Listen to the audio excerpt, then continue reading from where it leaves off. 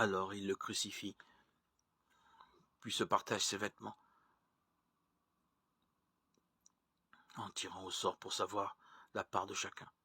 C'était la 3e heure, c'est-à-dire 9 heures du matin, lorsqu'on le crucifia. L'inscription indiquant le motif de sa condamnation portait ces mots: le roi des Juifs. Avec lui, il crucifie 2 bandits, l'un à sa droite, l'autre à sa gauche. Marc 15, 24-27. Qui donc tint le marteau ce jour-là pour enfoncer des clous de ferraille dans la chair du condamné? Un sous-fifre, probablement, faisant négligemment son affreuse besogne, avec des gestes précis, très professionnels. Il n'y a pas de sot métier. On peut même dire que ce bourreau trouvait quelque satisfaction dans l'accomplissement méticuleux de sa tâche abjecte. Après, des gestes malhabiles n'auraient fait que décupler les souffrances du supplié.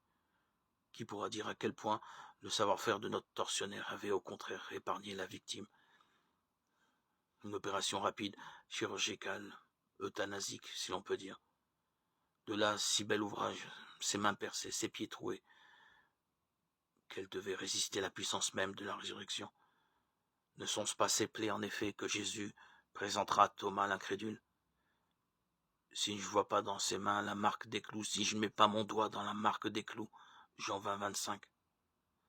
Saint Jean nous le précise, le Christ est entré dans sa passion, sachant que le Père a tout remis entre ses mains. Jean 13, 3. Voilà bien l'admirable. Ses mains très saintes, pleines de tous les pouvoirs divins, ont pris le pain pour le bénir et pour le rompre.